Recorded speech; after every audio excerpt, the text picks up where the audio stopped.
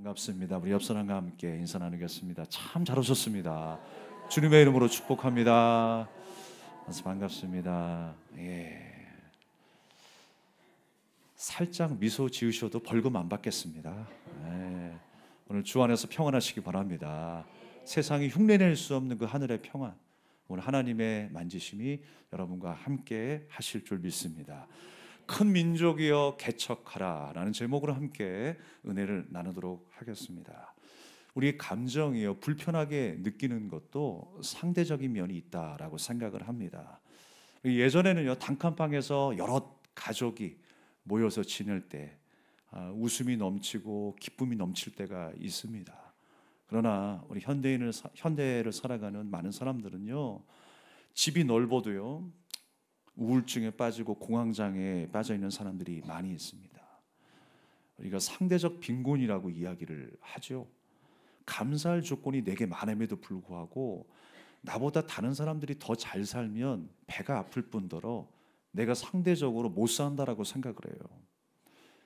그래서 우울감에 빠집니다. 그래서 점점 마음이 위축되기 시작해요. 그러니까 쓸데없는 열등감 때문에 우리가 고통을 앓으며 살아갑니다.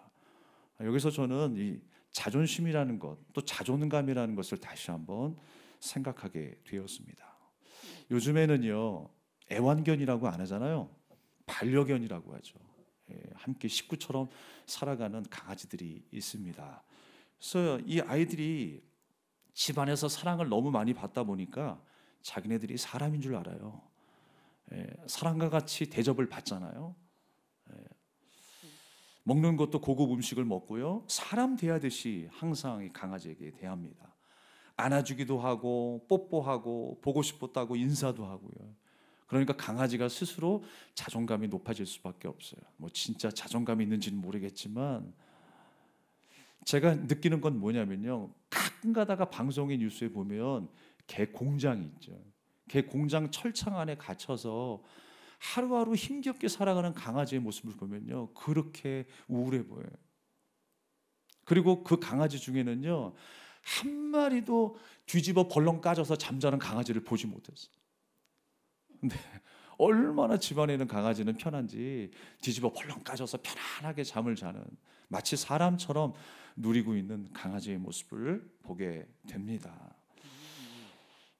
사랑하는 여러분, 안타까운 건 뭐냐면요 내가 사람임에도 불구하고 사람인 줄 모르며 살아가는 인생들이 있어요.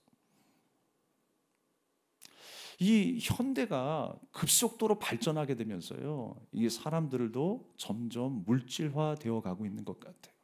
숫자에 민감해져서 사람을 사람으로 대하지 아니하고 사람을 물질로 대하듯이 숫자로 파악하게 되는 세상이 된 것 같습니다. 안타까운 현실이죠. 그래서 당신의 나이가 몇 살입니까? 어느 학교 나왔습니까? 어떤 동네에 사십니까? 통장의 잔고가 얼마입니까? 몇 년간의 경력이 있으십니까? 다 숫자로 파악하기 시작했어요. 얼마의 월급을 받으십니까? 어떤 자산을 누리고 있습니까? 모든 것을 숫자로 파악하기 시작했어요. 70이 되어서 무슨 공부야? 이 나이 되어서 무슨 후반전이야? 많은 사람들이 점점 나이를 먹어갈수록 삶을 살아갈수록 숫자에 민감해지기 시작했습니다. 그러나 여러분 우리가 분명히 해야 될 것 자존심과 자존감을 좀 구별할 필요가 있습니다. 자존심이라고 하는 것은요 내가 무엇을 가졌기 때문에 내가 담대해지는 거예요. 내가 자산이 많기 때문에 담대해지는 거예요. 내가 높은 자리에 올랐기 때문에 담대해지는 거예요. 그런데 문제는 뭐냐면 그것이 소멸되었을 때 내 앞에서 사라졌을 때 좌절하게 된다는 거예요. 다 잃어버렸기 때문에 내게 힘이라고 생각했었던 그 어떤 것이 내 손에 있다가 내 손을 벗어나게 가게 되면 나는 좌절하게 된다는 거예요. 여러분 그런 자존심은 우리에게 필요 없습니다. 우리에게 필요한 거는요 자존감이에요. 자존감이 무엇입니까? 내 상황과 내 형편에 상관없이 내게 주어진 가치에 집중하는 거예요. 내게 주어진 가치에 집중할 수 있어야 돼요. 우리 교회의 가치가 무엇입니까? 우리가 맨날 외치는 거 있잖아요. 사람을 세우는 교회, 제자를 세우는 교회.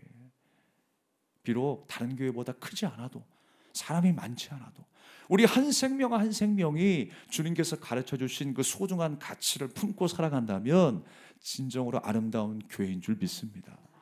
성도 한 사람 한 사람이 교회가 되는 거예요. 교회가 되어 가는 게 아니라 주님께서 교회로 선언해 주셨다니까요. 그런 삶을 살도록 하나님께서 우리를 인도하셨어요. 가난한 심령을 가진 사람으로 선언해 주셨고, 애통이 하는 자로, 의에 줄이고 목마른 자로 선언해 주셔서 그 가치 있는 인생을 이 땅 가운데 살아가게 하신 줄 믿습니다. 여러분, 교회로 사십시오. 세상에 있다고 세상 사람으로 살지 마시고요. 세속적인 모습으로 살지 마시고요. 똑같이 살지 마시고요.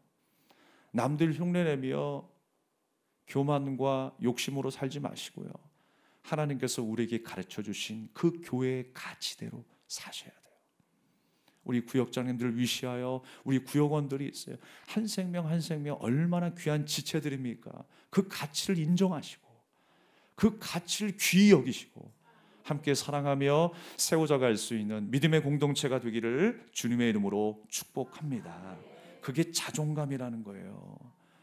그러니까 주변 상황이 어떻게 변화했든지 그거 상관없는 거예요. 하나님이 주신 은혜의 가치가 있는 사람들은요, 날마다 부유한 인생을 살아가는 거예요. 기도가 끊이지 않아요.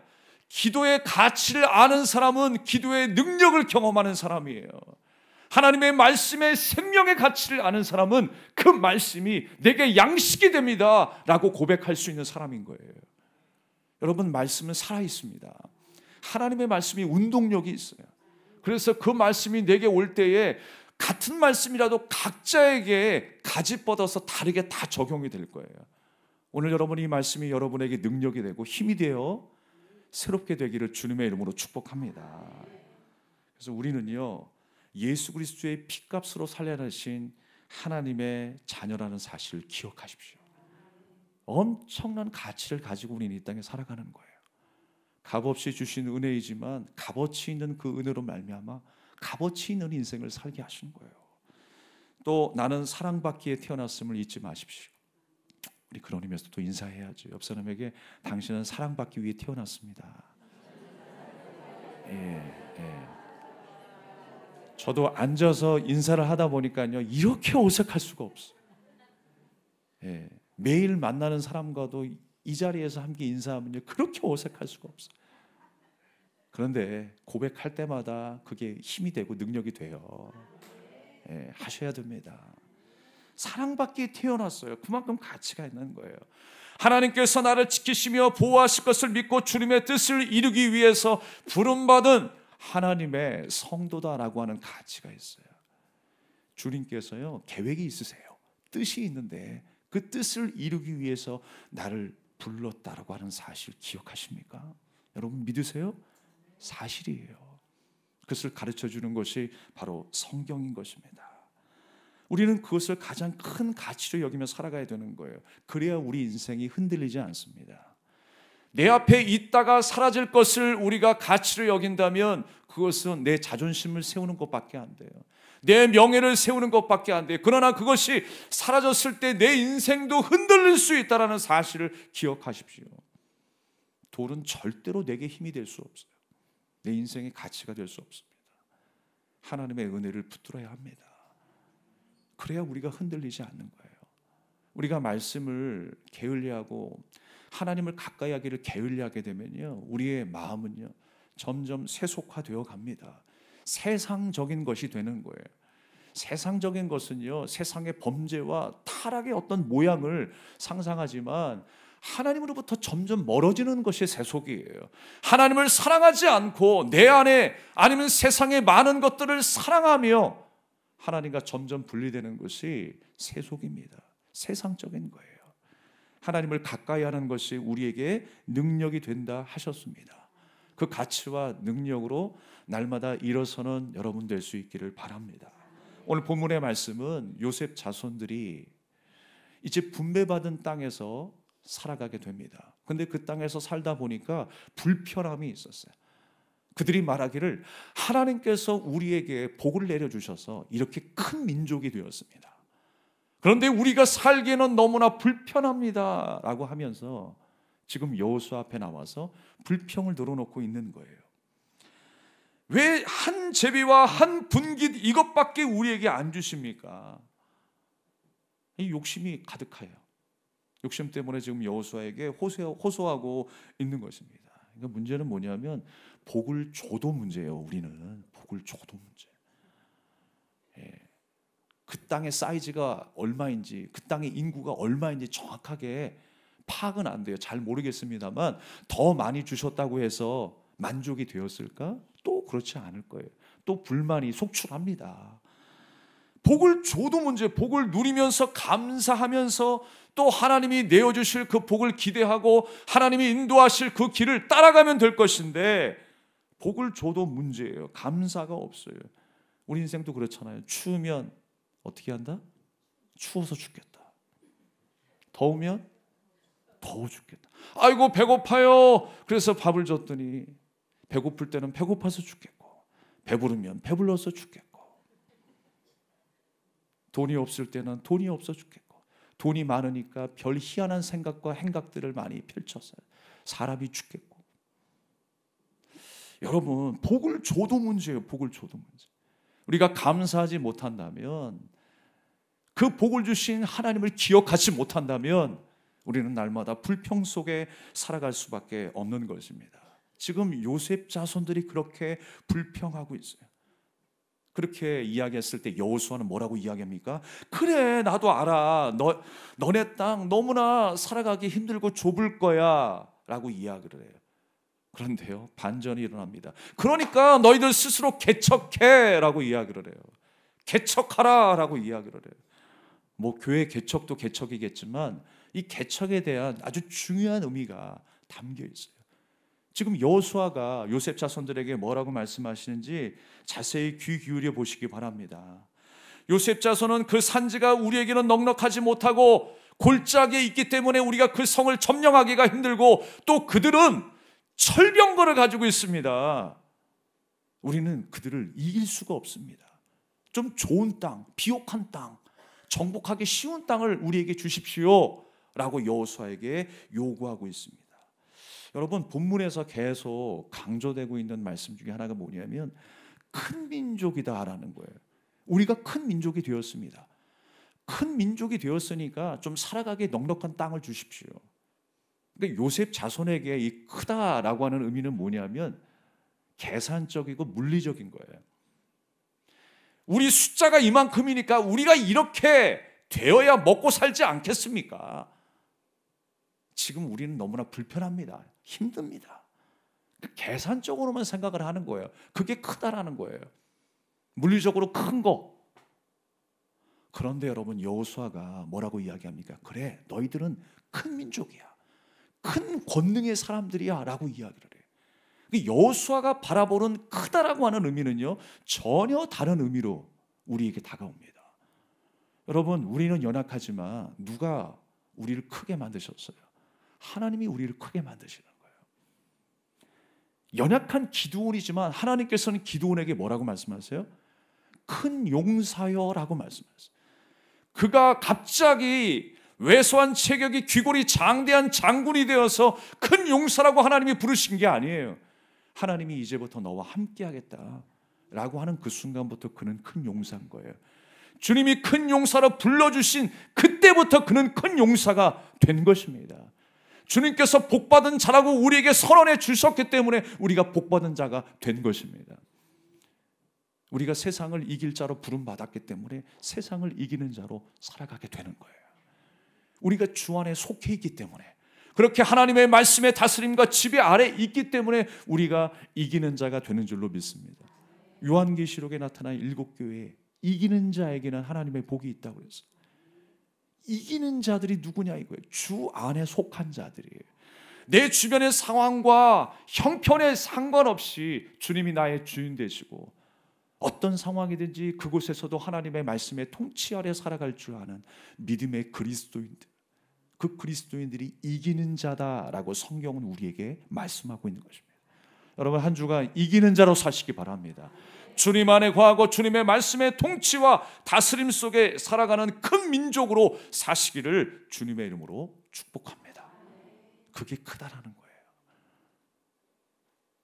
집이 커서 큰 사람이 아니에요.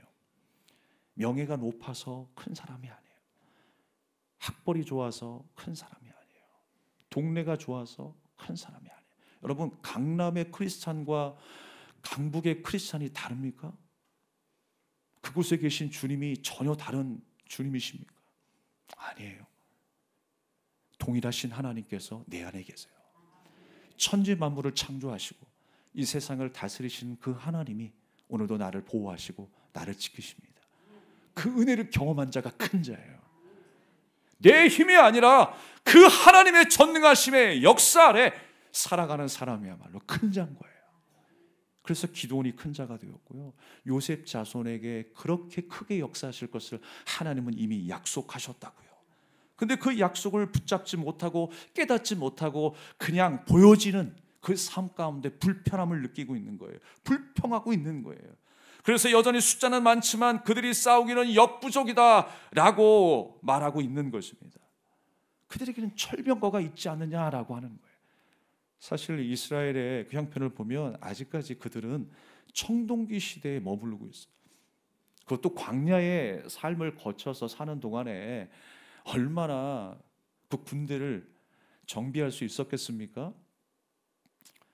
갑자기 뭐 가나안을 만나서 싸운다고 하는데 그들의 무기가 어떻겠으며 그들의 그 군의 질서가 어떻겠으며 오합지졸 아니었겠어요? 근데 가나안 족속을 잘 정비되어 있는 그 족속을 대적해서 싸운다라는 게 이게 쉬운 일이에요. 그리고 청동기 무기와 철기 무기가 비교가 되겠냐고요. 칼과 칼, 창과 창이 부딪히면 그냥 부러져서 지고 말 거예요. 지금 이스라엘은 그 보여지는 것 때문에 두려워하고 있어요. 근데 가만히 생각해 보세요. 지금까지 인도하신 분이 누구세요? 하나님이세요. 이 정도면 가능하겠다. 그거 계산하고 전략 세우고 전술을 세워서 이긴 싸움이 여리고가 아니었어요. 아이성이 아니었어요. 다 불가능의 싸움이었어요. 홍해가 갈라진 것도, 아말렉 족속을 물리친 것도, 마라의 순물이 단물이 된 것도, 요단강이 갈라진 것도, 여리고 성이 무너진 것도, 아이성이 무너진 것도, 이게 어느 정도의 가능성의 프로테이지가 있었습니까? 아니에요. 불가능해요. 100% 불가능. 그런데 주님이 함께 하심으로 모든 것이 가능하게 되었어요. 승리하게 되었어요. 그 땅을 차지하게 된 거예요. 여러분, 우리 인생은요, 잘났다고 우리가 설치지만, 말 잘한다라고 설치고 가졌다고 설치지만요, 우리의 존재가 무엇이었음을 기억하면 자랑할 거 아무것도 없어요. 우리가 무엇으로 지어졌습니까? 흙으로 지어졌어요. 사람들이 이 흙이라고 생각하면 뭐 점토, 뭐 지점토, 뭐 아름답게 고급스럽게 생각하지만 흙이에요. 근데 자세히 들여다보면 먼지, 티끌과 같은 존재가 이 흙이에요. 더 자세히 말씀드리면 아무것도 없음, 빵!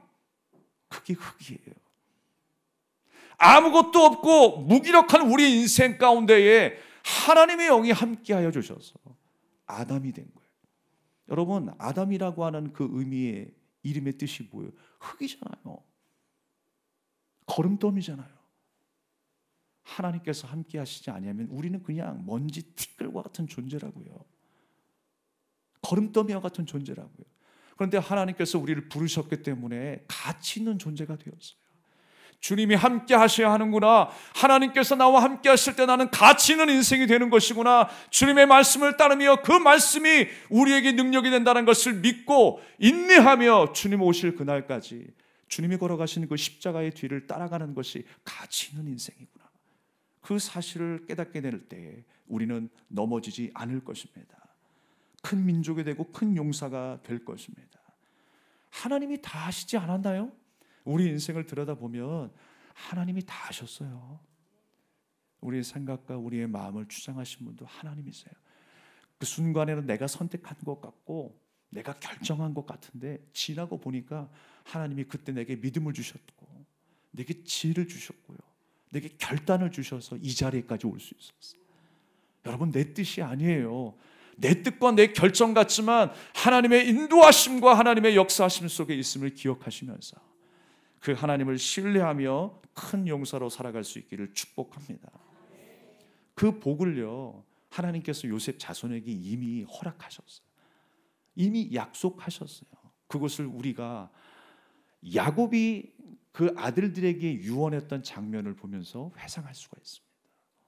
여러분, 창세기 49장 22절에서 25절 말씀을 우리가 한 목소리로 한번 읽어보겠습니다. 시작. 요셉은 무성한 가지 곧 샘 곁에 그 가지가 담을 낳았다. 활 쏘는 자가 그를 학대하며 적개심을 가지고 그를 쏘았으나 요셉의 활은 도리어 굳세며 그의 팔은 힘이 있으니 이는 야곱의 전능자 이스라엘의 반석인 목자의 손을 힘입음이라. 내 아버지의 하나님께로 말미암나니 그가 너를 도우실 것이요 전능자로 말미암나니 그가 내게 복을 주실 것이라. 위로 하늘의 복과 아래로 깊은 샘의 복과 젖먹이는 복과 태의 복이로다. 할렐루야. 이것이 요셉에게 주실 복을 빌었던 야곱의 유언이었어요. 다른 형제들은 그냥 한 줄로 남았는데 요셉은 특히 할 말이 많았나 봐요. 요셉은 샘 곁에 심겨진 무성한 가지다. 그래서 그 가지가 담을 넘었다라고 말씀하고 있습니다. 집 안에 머무는 영향력이 아니라 그 집 밖으로 향하는 영향력이었어요. 그래서 요셉을 예수 그리스도로 상징하는 이야기들이 많이 있습니다. 그 시대를 먹여 살렸던 인물이 요셉이었잖아요. 자기 가족뿐만이 아니라 이방인에게까지. 그 상징적인 그림의 모습을 통해서 우리에게 보여주신 것은 무엇이냐? 예수 그리스도께서 이스라엘뿐만 아니라 담을 넘어서 세상 모든 민족에게 생명의 말씀을 주셨어요. 은혜를 베푸셨다라고 하는 것입니다. 우리도 혈통적으로 말하면요, 이스라엘이 아니잖아요. 이방인들이잖아요. 그럼 구원 못 받아요? 그렇지 않습니다. 주님의 은혜 아래에 있고 그 은혜를 사모하는 자마다, 주 예수 그리스도를 믿는 자마다 하나님의 자녀가 되는 권세를 주셨어요. 그 은혜 아래 우리를 살아가게 하시는 거예요. 그 예수 그리스도께서 담을 넘어서 우리에게까지 찾아오신 역사가 일어나는 것입니다. 요셉 자손에게 하나님께서 그 역할을 감당하게 될 것이라고 말씀하십니다. 너를 도우실 것이요 복을 주실 것이다 라고 약속하셨습니다. 이것이 바로 요셉 자손에게 주신 약속이었어요. 그 약속 붙들어야 되는데 그 약속 붙들지 못하고 또 한 번 내게 보여지는 것 앞에 힘없이 무너지는 모습을 봅니다.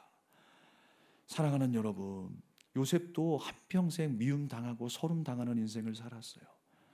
예수님의 고난을 미리 보여주시는 장면이라고 생각합니다. 그러면서 여러분, 그 모든 삶을 통하여 그 모든 시간들이 헛되지 않았다는 것을 나중에 보게 하시잖아요. 감옥에 들어간 것도, 누명을 받은 것도, 수많은 외로움과 갈등 속에서도 하나님께서 왜 나를 이곳까지 인도하셨는가를 알게 되셨잖아요. 하나님의 뜻을 아신 예수님도요, 십자가의 길을 묵묵히 걸어가셨어요. 주님이 주님의 뜻을 이루실 그 날을 향하여 걸어가셨어요. 우리 또한 요셉처럼, 예수님처럼 주님께서 우리를 통하여 이루실 그 뜻을 향해 묵묵히 걸어가야 합니다. 인내하며 우리가 걸어가야 됩니다.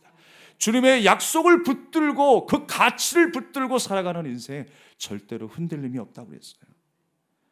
그래서 여러분, 야곱이 이 요셉을 축복할 때 또 어떻게 축복하냐면요, 이렇게 이야기합니다. 26절 말씀에 보니까 내 아버지의 축복이 내 선조의 축복보다 낫다라고 이야기를 해요. 내가 받은 것보다 네가 받는 게 더 큰 거야 라고 말씀하고 있습니다. 사실 여러분, 야곱이 받은 축복을 세상 그 어떤 사람과 견주어 볼 수 없어요. 야곱은 엄청나게 물질적인 축복을 받았습니다. 요셉과는 상대가 안 되는 거예요. 그런데 여러분, 야곱은 평생 모으고 붙들고 집착했었던 세상의 복에 이제는 더 이상 미련이 없어요. 그가 베델에서 하나님을 만나고 그가 야복강 나루타에서 하나님을 만나게 되었을 때 그 인격적인 만남을 통하여 야곱의 인생은 이제 전혀 다른 인생이 되었어요. 내가 그렇게 붙들고 살아갔던 내 힘이라고 자랑하였던 모든 것, 그게 아니구나. 하나님을 만나는 복이 진짜 복이구나. 하나님만이 나의 복이시구나, 주님만으로 내가 만족할 수 있구나 라고 하는 사실을 깨닫기 시작한 거예요. 무엇을 통해서? 하나님과 씨름하면서, 그 씨름에 이기면서. 여러분, 이 장면이요, 어떤 장면이라고 생각하세요? 야곱이 과연 하나님과 씨름해서 이겼을까요? 성경은 분명히 이겼다고 하잖아요. 근데 어떻게 이겨요? 사람이 신을 어떻게 이깁니까? 씨름하면 뭐 삿바 붙잡고 안다리 바깥다리 뭐 후려치기 해가지고 넘어뜨리면 이긴 거예요? 우리가 하나님을 어떻게 그렇게 넘어뜨리냐고요? 불가능해요, 불가능. 그런데 여러분, 이 성경적인 그 의미는요, 좀 다른 의미로 우리에게 다가옵니다. 하나님과 씨름하여서 이겼다라고 하는 뜻은 뭐냐면, 하나님과 겨루어서 이겼다라고 하는 뜻은 뭐냐면, 하나님과 더불어 힘을 얻어서 내가 강하게 되었다라고 하는 거예요. 하나님 없이는 불가능한 일이에요. 여러분, 이 의미의 뜻이 뭔지 아세요? 이스라엘이에요. 주님을 만나면서, 주님과 씨름하면서 야곱이 깨달은 거, 야곱이 이제 어떤 인생을 살게 되었어요? 이제 하나님만이 나의 복임을 깨닫게 되었어요. 그리고 그의 이름이 야곱에서 무엇으로 바뀝니까? 이스라엘로 바뀌는 거예요. 하나님과 더불어서 하나님의 힘이 나의 힘이 되는 인생이 되었음을 깨달았어요. 그게 이스라엘이에요. 여러분, 우리는 이방인이었지만 이제 영적 이스라엘이 되었어요. 아, 세상 힘이 아니라 내가 하나님과 더불어 전능하신 하나님이 나와 함께 하실 때에 그 능력이 나의 능력이 되는 삶을 사는 것이구나. 그 가치로 우리는 살아가는 거예요. 그리고 하나님이 통치하신다라고 하는 의미를 가지고 있는 것이 이스라엘이라고 하는 이름인 것입니다. 이와 같이 여러분, 요셉 자손은요, 어떤 인생이었어요? 하나님께서 함께 하시는 복을 받은 인생이었어요. 우리가 하나님과 함께 하시는 그 복을 받고 사는 사람들입니다. 여러분, 위축되지 마시고요, 주저앉지 마시고요, 다시 일어나서 주님이 약속하신 그 말씀을 따라 순종하며 살아가는 저와 여러분 될 수 있기를 바랍니다.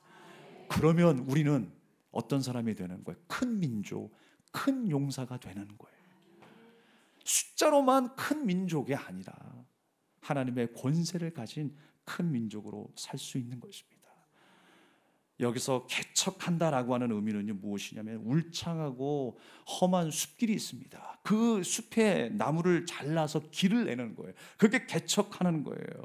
그 길을 통해서 또한 사람들이 그 은혜의 복을, 그 흘려보내는 은혜의 복을 받아 누릴 수 있도록 길을 내는 것이 바로 개척한다라고 하는 것입니다. 여호수아는 그 자손들에게 너희가 이런 복을 받지 않았느냐, 스스로 믿음으로 전진해서 개척하라라고 말씀하고 있어요. 여러분, 내 힘으로는 길을 열 수 없는 우리의 인생길이라 할지라도 주님에게 소망이 있습니다. 주님이 나와 함께 해주셔서 우리의 막혀있는 모든 담을 허물어 주시고 막혀있는 그 길을 열어주실 줄로 믿습니다. 나의 가는 길을 주님께서 인도하시는 거예요. 주님이 길이요 빛이요 진리라고 하셨어요. 주님이 우리의 길이시니 그 길을 따라 우리가 순종하며 걸어가면 되는 것입니다. 말씀을 우리가 믿음으로 받아야 하고, 또한 그 믿음의 그 말씀을 우리가 순종하며 살아야 함을 우리에게 말씀하고 있습니다. 말씀을 정리하겠습니다. 제가 어린 시절 가락동으로 처음 이사 갈 때였습니다. 낯선 곳이었고 아직 친구들과 사귐이 없을 때였어요. 근데 보통 이제 그 당시만 해도 동네에서 아이들이 이렇게 3, 4, 5 놀기 시작해서 모이기 시작하면요, 2, 30명이 막 떼거지로 모여가지고 막 놀아요. 딱지치기 하고 구슬치기 하고 자치기 하고 다방구 하고 그리고 얼음땡 하고. 근데 항상 이상하게 잘 놀다가 마지막에 헤어질 때는 싸움판이 되더라고요.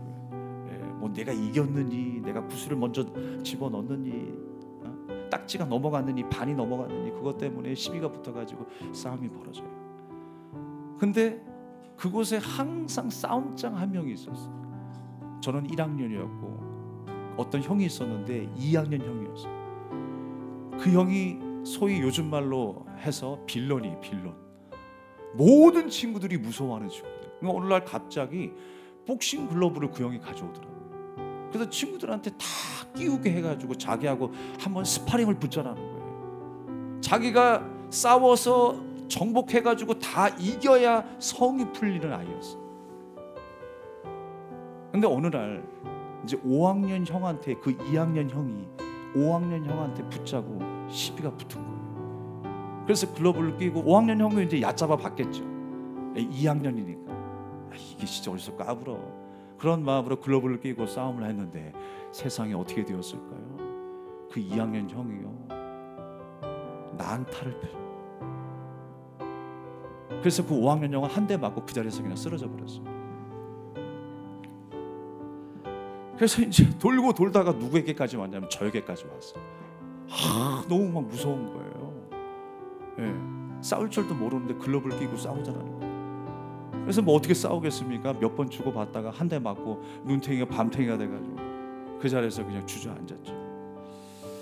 늘 두려워했었어요. 만날 때마다 즐겁게 만났는데 저 형 하나 때문에 모든 아이들이 막 눈치를 보면서 두려워하는 거예요. 심지어 여러분, 밤에 잠을 자는데 꿈에서 나타날 거예요. 두려워가지고 다음날 어떻게 가지? 학교는 어떻게 가지? 아이들이랑 구슬치기 해야 되는데 어떻게 구슬치기를 하지? 두려워했었어요. 그런데 그때 나타난 한 명의 수호천사가 있었습니다. 오근수라고 하는 형님이 계셨는데 저에게 그렇게 잘해주는 거예요. 같은 교회 형이었기 때문에 잘해준 것도 있었겠지만 성품이 너무 좋았어요. 근데 그런 거 있잖아요. 윽박지르지 않아도 조용한 카리스마를 가진 사람이 있어요. 그 형이 그런 카리스마를 가졌더라고요. 그러니까 조용히 소리 지르지 않는데 친구들과 함께 잘 어울리고 항상 저의 말을 대변해주고 먹을 것이 있으면 나눠주고 좋은 곳이 있으면 같이 놀러가고 그랬던 형이었어요. 근데 어느 날 제가 맡고 있는 그 모습을 보면서 저를 안아주고 위로해주고 대변해주더라고요. 다시는 이런 일을 하지 말라고, 이렇게 싸우지 말라고 대변해주더라고요. 나중에 알았는데요, 저는 친구인 줄 알았거든요. 뭐 형이라도 한 살 많겠지라고 생각했는데 덩치는 저보다 훨씬 큰데도 워낙 친구처럼 대해주니까 전 친구인 줄 알았어요. 근데 나중에 알고 나니까 3살이나 많은 형이었어요. 4학년이었어요. 4학년. 저는 그 형 때문에 그 마을에서 정말 행복하게 지냈어요. 친구들과 함께 행복한 생활을 즐길 수가 있었습니다. 사랑하는 여러분, 주님이 나의 편이 되어주셨어요. 우리가 감당할 수 없는 우리 주변의 상황일지라도 주님이 나의 편이십니다. 주님이 내 손을 꼭 붙잡고 계세요. 내 상한 마음을 위로하시고 나를 안아주고 계세요. 그 사실을 믿고 여러분, 어떤 어려운 시련에도 믿음으로 이기시는 저 여러분의 삶이 될 수 있기를 바랍니다. 어떠한 시련도 환난도 여러분, 우리가 계산적으로 생각하면 한없이 무너지게 되어 있어요. 자존심을 세우려고 하다 보면 한없이 무너지게 되어 있어요. 그러나 여러분, 영원히 무너지지 아니하시는 하나님의 은혜, 하나님의 은혜가 내 위에 있음을 기억하시고 그 가치로 일어서시고 그 가치로 승리하며 사시는 이 한 주가 되시기를 주님의 이름으로 축복합니다. 나의 가는 길을 주님이 인도하십니다. 우리 찬양하겠습니다. 나의 가는 길 주님 인도하시네. 그는 보이지 않아도 날 위해 일하시네. 주 나의 인도자 항상 함께 하시네. 사랑과 힘 베푸시며 인도하시네. 인도하시네. 나의 가는 길 주님 인도하시네. 나의 가는 길 주님 인도하시네. 그는 보이지 않아도 날 위해 일하시네. 주 나의 인도자 항상 함께 하시네. 사랑과 힘 베푸시며 인도하시네. 인도하시네. 광야의 길을 만드시고 광야에 길을 만드시고 날 인도해 사막에 강 만드신 것 보라. 하늘과 땅 변해도 주의 말씀 영원히 내 삶 속에 새 일을 행하리. 나의 가는 길 주님 인도하시네. 그는 보이지 않아도 날 위해 일하시네. 주 나의 인도자 항상 함께 하시네. 사랑과 힘 베푸시며 인도하시네. 다시 한번 광야의 길을 만드시고 광야의 길을 만드시고 날 인도해 사막에 강 만드신 것 보라. 하늘과 땅 변해도 주의 말씀 영원히 내 삶 속에 새 일을 행하리. 나의 가는 길 주님 인도하시네. 그는 보이지 않아도 날 위해 일하시네. 주 나의 인도자 항상 함께 하시네. 사랑과 힘 베푸시며 인도하시네. 사랑과 힘 베푸시며 인도하시네. 세상 소망 사라져가도 세상 소망 다 사라져가도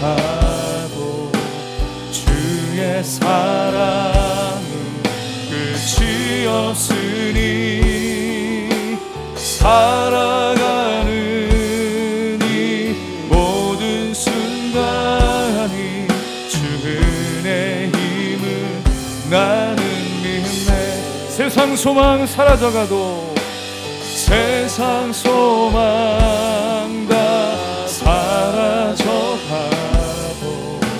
주의 사랑은 끝이 없으니 살아가는 이 모든 순간이 주 은혜의 힘을 나. 다시 한번 믿음으로 고백합시다. 세상 소망 다 사라져가도 주의 사랑은 끝이 없으니 살아가는 이 모든 순간이 주 은혜의 힘을 나는 믿네. 주 은혜의 힘을 나는 믿네. 주 은혜의 힘을 나는 믿네. 주 은혜의 힘을 나는 믿습니다. 주 은혜의 힘을 나는 믿네. 우리 주신 말씀을 기억하며 우리 합심하여 기도하기를 원합니다. 모든 것이 주님의 은혜였습니다. 오늘 내가 살아 숨쉬는 것도 내 입술을 열어 고백하며 하나님을 찬양하게 된 것도 주님의 은혜였습니다. 주님이 여전히 내 편이 되어주신다라고 말씀하세요. 광야의 길을 내시고 사막에 강물을 내신다라고 주님이 말씀하십니다. 막막한 우리의 현실이라 할지라도 그곳에 길을 내시는 하나님이세요. 우리 하나님을 신뢰하며 믿음으로 날마다 주님만을 예배하고 찬양하는 인생이 되게 하여 주시옵소서. 오늘 우리의 간절한 기도가 되기를 원합니다. 우리가 상황과 숫자를 볼 것이 아니라 나를 큰 민족 되게 하시고 큰 용사 되게 하신 전능하신 주만 바라보게 하여 주시옵소서. 우리 믿음으로 주님 한번 부르며 기도하겠습니다. 주여